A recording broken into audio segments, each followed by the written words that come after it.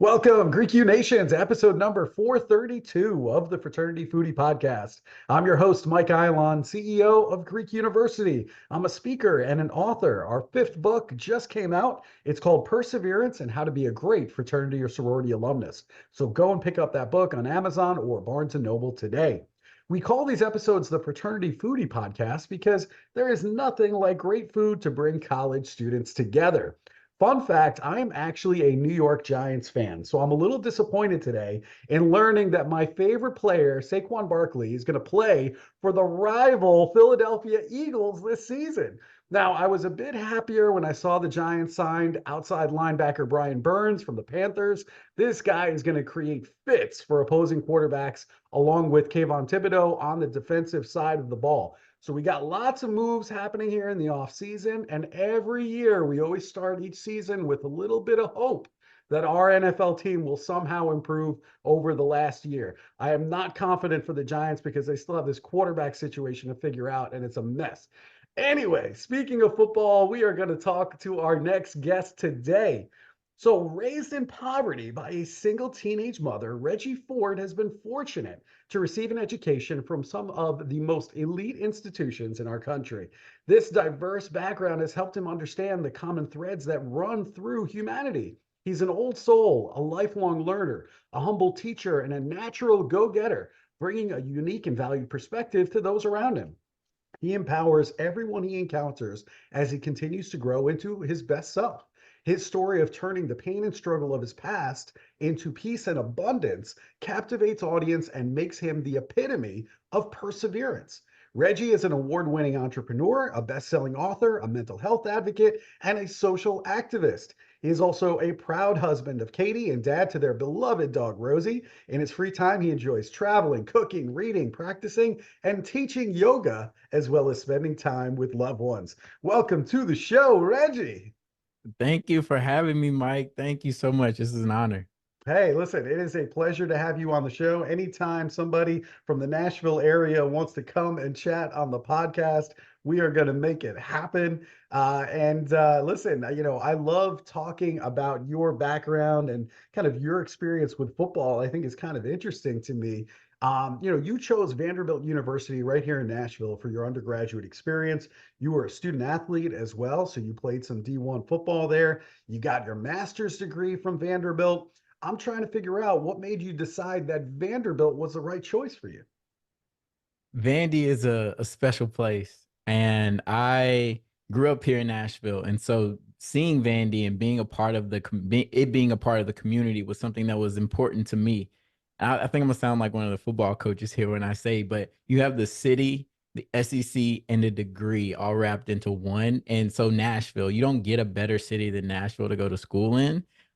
Being in the SEC and being Division 1, playing against the best people in the world was something that was appealing for me, but then also the degree of having Vanderbilt, having such an established name on the resume to then go out into the real world and do what I do was something that was important. And education has always been such a huge part of my life. And I knew that getting a degree from an institution like Vandy would be great. And then, being hometown, like I had younger siblings that I wanted to be around that were growing up and needed a positive role model in their life. And I wanted to be here tangible so that they could see me, touch me, hold me, hug me when they needed me. And that was probably the biggest reason why I stayed here in Nashville to go to Vandy. Man, I love Vandy. It's just an incredible school. My daughter is trying to figure out where she's going to go to college in the fall. And of course, I'm pushing Vandy. I'm like, Oh yeah. come on, let's make this happen. Stay Let's local, anchor down. Yes. I'm trying, man. She's got all kinds of dreams in her head, and sometimes it goes the opposite way. Sometimes she's like, can I get as far away as possible? So she's looking at like hmm Harvard and she's looking at Yale. And I'm like, but you got Vandy right here in your backyard. That's funny. I actually Harvard and Yale and Penn and Stanford, Yeah. all those schools were on my list and they were trying to get me, but Vandy was if this is me speaking to her, Vandy sold it. It was the best school out of all of those. So she'll Yeah. end up in the right place. Yeah, I love the tour. I thought it was fantastic, and being across the street from, everything that you want in downtown Nashville. I mean, you have access to everything. Everything. So, I mean, that's just so cool. But, I'm also wondering from your perspective, and I think this is really, really important because if you look at the demographics of college students today, it is more diverse than it has ever been. And, a big part of that is the first gen students that are coming to college campuses. So, Mhm. from your experience, what was the most difficult part of being a first generation college student? Great question. Um, I think the first thing that comes to mind when I think about being a first generation college student is the amount of pressure that is on your shoulders, Mhm. because it's not just an individual going to school. Like, I felt like I was carrying the weight of generations before me, people who didn't have the opportunity to go to school, people who were extremely brilliant but just didn't have that option. And so carrying that weight and representing a lineage of people felt like a lot of pressure. Felt like I couldn't mess up, which then created this air of perfectionism, which adds more pressure. And dealing with those things and dealing with the anxiety and the stress of having to be perfect, or the perceived, perfection, was a lot.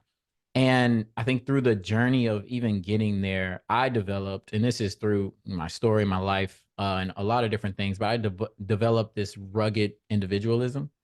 And that made it so that I didn't truly understand who to ask, how to ask, where to go to. Like, I didn't know how to self advocate because I was so used to being self reliant.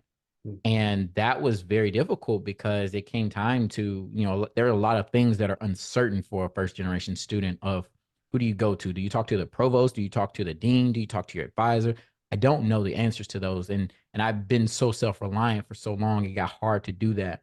And one of the like real tangible things that I think could have made a bigger difference in my education was just understanding that you could retake a course, and have that grade replace the previous grade in that same course if you did it within a certain time frame. Like, I had no idea about that, and that could have been the difference between, not cum laude and cum laude, magnum cum. Like, it could have been the huge difference. And so just not understanding all the uncertainties that come with being in school, but being having so much pressure on you as well. Yeah. I mean, listen, I'm glad that you were involved with football. I'm sure there were some support systems. I know that a lot of these football teams have academic support systems in place, which I think is great. Certainly the fraternity and sorority system, there are alumni and there are support structures in place. So that's what I advocate is just get involved as quickly as you can so that way you can get access to the mentors. I think that piece is so critical, especially for a first gen college student. But that piece is so critical. It's like today, when I'm working with college students every week on a different campus, they're looking to each other for advice. They're not going to somebody that's been there and done that True. and finding some of those older mentors. And I think it's easier than ever with the tools that we have, like LinkedIn and other tools for you to connect with other alumni at Vanderbilt and other first gen students. So that way you can figure out where can I go to get the answer to this question. Luckily, you had football, and I'm sure there were some support structures in place there too. Definitely. Yeah. Definitely. Now, I know in terms of football, I mean, when you were growing up, you had dreams of going to the NFL, right? So Yeah. I'm wondering, in your mind, how did you pivot when eventually you realized that the NFL really wasn't going to be that ticket to success? Yeah, that you just stung me in the heart with that one. No. I think as any young person coming up playing a sport, you see yourself playing it at the highest level. But I think early on, I realized that the NFL was not going to be for me. One, I walked on as a player at Vanderbilt, having not gotten an offer from Vandy, but earned a spot on the team. And in that transition from high school to college, I realized that things were just different. Like, I consider myself an elite athlete, but at that level, it's the elite of the elite. So these are the best players in the entire world with the best physical specimens and like all of that. And so when it came time to knowing that, that wasn't my next step and wanting to heal my body from all the nagging injuries, I decided that I was going to take my senior year and just focus on why I came to school, which was the academics and preparing myself for life after college. And I think that's a blessing when you go to a school like Vanderbilt. There are so many options. And so one of the first things that I did was took a shift from socializing to networking, right? Just being out and meeting people just for the fun of it to actually being strategic around it and seeing how different relationships and different people that I meet could help me in advance in the early parts of my career. That led to an internship with, well, talk about internships and being a first generation student. I heard all of the econ majors, they wanted to be um, on Wall Street as investment bankers. And I had no idea what that meant. And I just applied for some and I didn't have any internship experience, didn't get the jobs or whatever. But what I did when I was networking was intern at the Entrepreneur Center here in Nashville, which opened up my network to a ton of people in the business world, in the tech space, and lawyers and everybody, which was extremely beneficial for me. But even towards the end of my college career, I still didn't know what I wanted to do. And so that led to going back and getting a master's and truly using that extra year to prepare me for the career that I ultimately started in. And it's hard seeing folks play NFL ball and knowing that I didn't get the opportunity, but I think everything happens for a reason, and I'm grateful that I can walk every day. So yeah.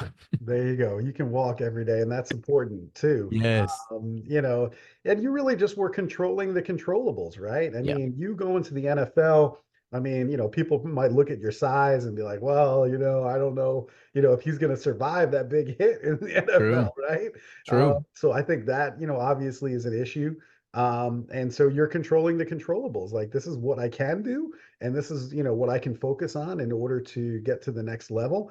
And you know what? You played defensive back for Vanderbilt over there, and I know your coaches.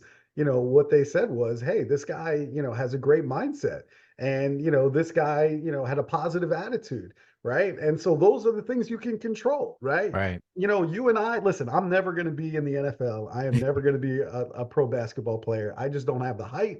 I don't have any any of the pieces, right? Right. But I can control my mindset. I can control my attitude every day when I come into work.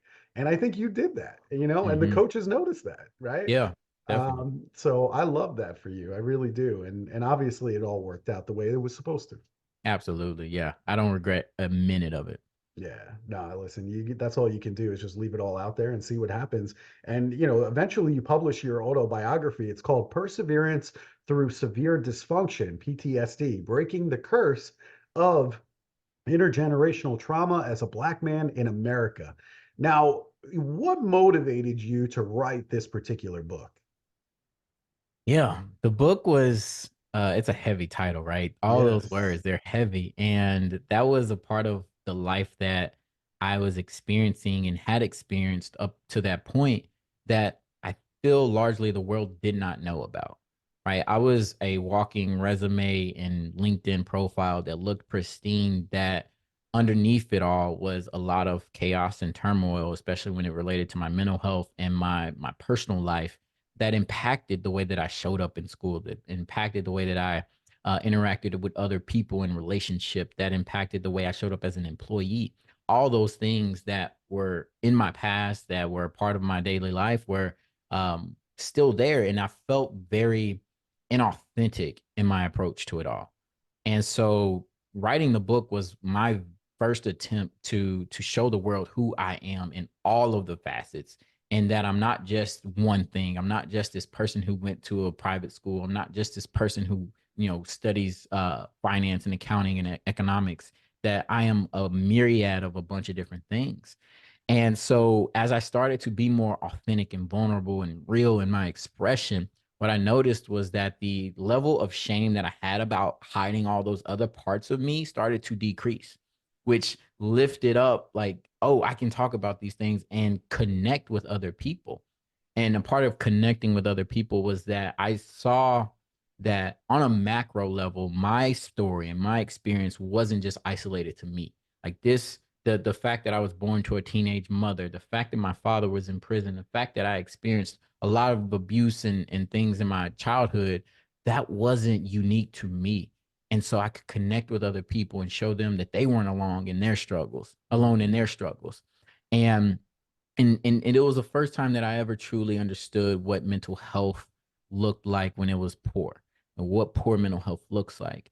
And I, in writing it, realized, we give so much respect to our physical health, but in our society we do not give that same amount of respect to our mental health. And what I wanted to do in it all was to destigmatize mental health, and then humanize the headline. Is something that I say is like the headline of, Forbes, or, Nashville Business Journal 40 under 40 is a headline, but like, who is the human behind that and what led up to that? And the same on the bad side, you see, convicted murderer does XYZ, humanizing that story so that you understand that there's a whole person behind that that deals with so many things in life. Yeah, I love that you were vulnerable in the book. You're vulnerable on stage. That is how you connect with your audience, is that vulnerability. And people will hook in with their own trauma because everybody has been through something in Yes. life. And then they hook in that way and they're like, oh, I know how he feels right now. Like, I've been there, I understand it. And you're so right about the stigma around mental health. If somebody said, well, Reggie and Mike went to go work out at the gym today, nobody would even bat an eye. They'd be like, all Not an right. eye. You know what I mean? But if they said that Reggie and Mike went to go work on our mental health, suddenly they're like, what happened? Yeah. Is Are there they a crazy? problem? Yeah. We should just call it like brain health. Like it's just like another muscle or another Right. organ, right? And then that way, maybe Absolutely. there's not all that stigma that's attached with us going to talk to somebody about the problems that we've been through. Right. Yes. That in an ideal world, that's where we get to. We get to a place where we can walk in and talk about the brain just as we do our knees or our ankles or whatever it may be. Totally agree with that. Now, you started talking about some of the trauma that you've been through, and you had this appearance on with LinkedIn or what have you of this really successful life. But the reality is that you were plagued by anxiety, you had depression, you had grief. What happened? There was one particular day where you had this panic attack that left you unable to think clearly. What happened to you that day? That day was an explosion of built up emotions. For much of my life, I had suppressed my emotions in order to fuel the growth and the success and the achievements that I got. And that day, it was the end of a about 30 days of no sleeping. The anxiety and the triggers from my PTSD were so heightened that going to sleep was a terrifying thing for me, not knowing this consciously, but subconsciously. And so as soon as my eyes would close, I would jump out of my sleep and fright and just be up for the rest of the night for a month. And there were situations with people in my family where the relationships were either strained or people were dead, and I was left grieving the losses of those relationships. And finally, the emotions started to pour out. So I was laying down with the puppy that you mentioned, Rosie. I was laying down with her. We had just gotten her, and I was playing, and playing with her turned into laughing. Then that laughing turned into crying, and the crying turned into just a word vomit, and then laughing again and crying. And my wife had never seen me. I had never seen me in that state. And that went on for I don't even know how long, but I had this out of body experience where I looked at myself and I asked, how in the world did you end up here? And the very next day, I remember going to doctors, and I went and talked to a grief counselor, and it was just a whole new focus on healing from all the things that had led to that moment that I had avoided for so long. Wow, that's unbelievable. All right. So listen, I think there's a lot of college students that have been through anxiety, have been through panic attacks, depression. I think this happens all over the place. And the reality is, a lot of these college campuses don't even have the infrastructure, they don't have the staff in order Mhm. to support all the students in the counseling center. Sometimes I'm having college students come up to me and they're like, hey, great program on hazing prevention, but I can't even get in to see a counselor unless it's 4 to 5 weeks in the Right. counseling center. Is there anything you can Yeah. do to help us with that problem? Yeah. Right. So I guess, what are some ways that college students who are listening right now, how can they prioritize their mental health and their well-being? I would start by this is a mantra that I tell myself and I tell to people is Self-care is sacred, not selfish, right? Self-care is sacred, not selfish. And when you approach your self-care and your mental health and well-being with that mindset, you are able to do a lot of these other things, turn down invites to different parties and different things like that. Focus on you because it's sacred, not selfish. But I think one of the greatest things that you can do as a college student is find a community of positive relationships. Because what I noticed in a lot of, especially if you've experienced trauma in your past, it's usually related to other people, interpersonal relationships, and those may be negative or strained. And if you can surround yourself with positive relationships that start to rewire the way that you think people are supposed to interact in a positive way, then that is one great way. And if that can be combined with a hobby, a social club, or whatever it may be, even better. So I would say first, find a community of people that really light you up. And then second, building a routine where you can focus on good time management and organization skills. I think, being an entrepreneur, that is one of the number one things that I have to focus on is making sure that my time management is up to task, or else the anxiety starts to go everywhere because there's so many things that you could be doing, but what do you say is a priority for you to be doing? And in building out that routine, this is something I wish I did better. Sleep. Yeah. Get enough sleep when you're in school. Like, sleep is more productive than so many other things that you could be doing. Make sure you're eating right, eating real food, and drinking water, drinking a lot of water, and then always building in time to exercise or move your body, even if it's a walk, making sure that that is a part of that routine. Third, I would say positive mindset. I didn't truly understand the power of positive thinking until after I graduated, but reframing your brain to focus on positive things by, you may journal and write down what you're grateful for, one thing that you're grateful for every day. Now you're going to start to look for things to be grateful for because you have this task at the end of the day to write down something good, and then you're going to just start seeing more good in life. So I would say practice positivity in every single day that you can. And then lastly, as a like personal thing that you can do at any moment of any day is to practice mindfulness or stress management techniques. I do breath work, and I keep this is a device that I use to do breath work. It's called Calm Me Go, which is one thing that I do. But you can just sit there and breathe. And there's square breathing. There is I'm trying not to say the yoga terms for them, but there are other ways of breathing deeply into your belly, belly breathing that calm your nervous system, that reduce some of the anxiety that and the stress that you feel. But if you need help with that, getting in meditation groups, prayer groups, yoga groups that can help you with just simple mindful techniques that keep you present and grounded. Man, so many good tips in there. And I like even just the basic ones. Get enough sleep. I mean, all the Yes. college students that I talk to, they're Yes. exhausted. They're Yeah. just not sleeping enough, straight It up. is not a brag to get 4 hours of sleep. But they Like, it's brag on it like they think it's okay. And they're literally falling asleep in class. And I'm like, yeah. yo, this is not okay. Like, you need rest, you need sleep.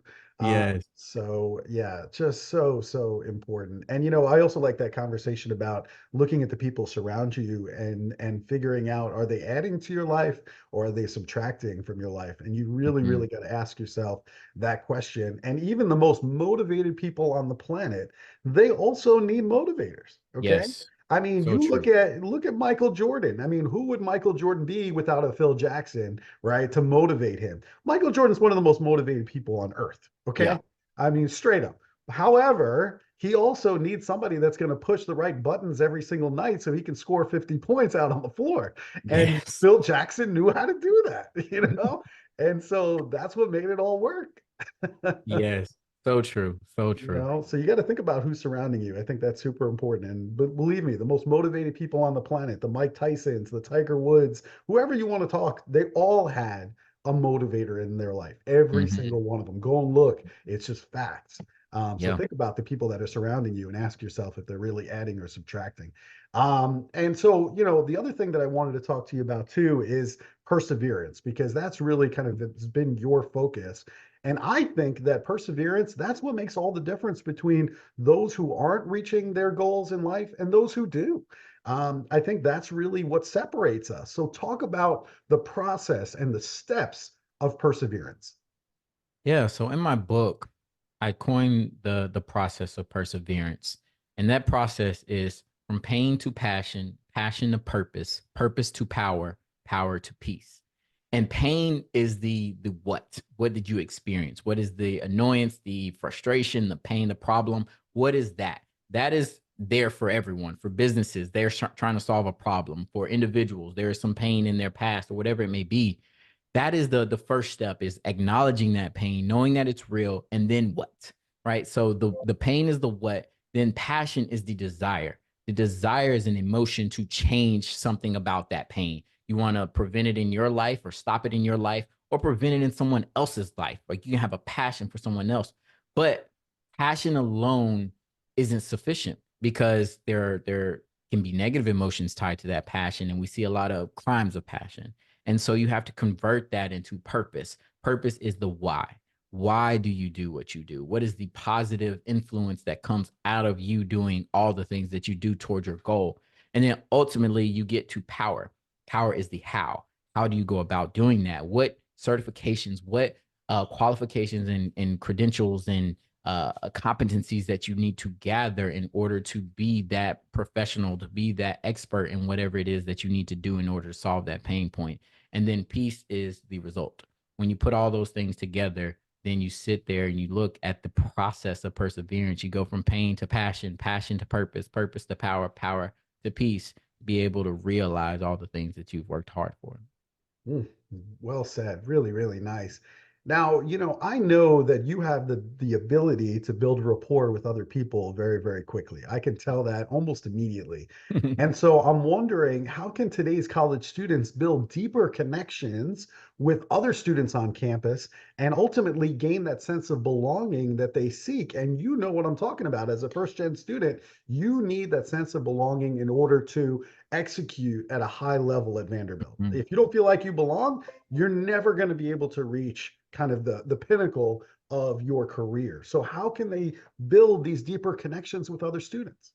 Yeah, I would say first, kind of going back to some of the mental health tips is join a club, fraternity, sorority, game club, whatever it may be, something that you're passionate about. Join a group of people who are also passionate about that. That is going to surround you with someone who at least has at least one shared interest that you have, and then you can start to develop a relationship from there.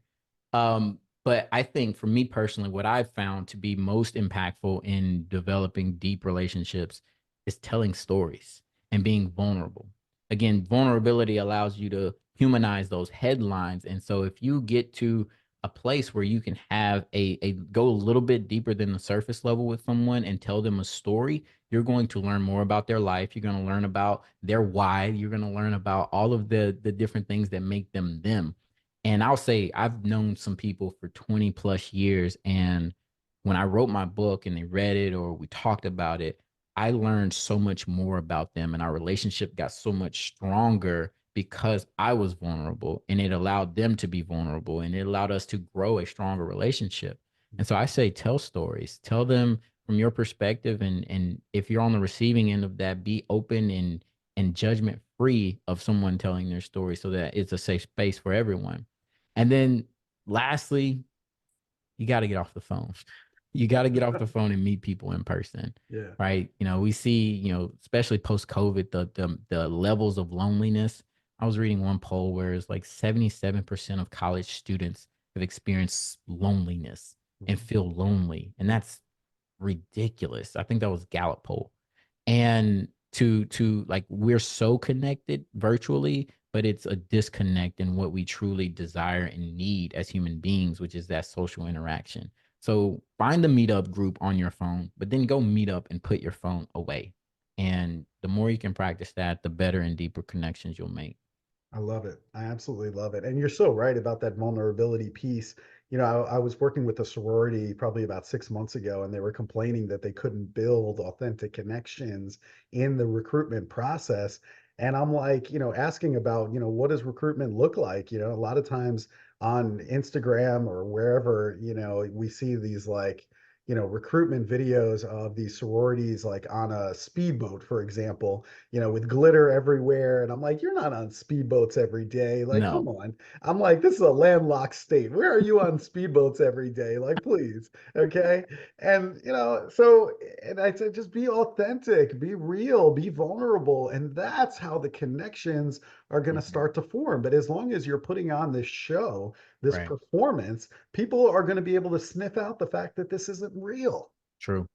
True. right? Absolutely. So yeah, just be authentic. I think that is the key. That and vulnerability that will serve you well in life. I promise you. All right. Well, listen, this has been a lot of fun. I do love good food. Like that is my weakness, and I can sense that you like really good food too. I live in Franklin, Tennessee, so I get to Nashville all the time. But there's always like new restaurants, new buildings that are like up that I didn't even recognize. I'm like, I know that building wasn't here a week ago. I don't know where it came from. So, what is your favorite place to eat in Nashville these days? My favorite place to eat. I'm big into Asian cuisine, and so this is not a Nashville local spot, but it's Hawkers. Hawkers Asian street food is the absolute best restaurant in Nashville right now.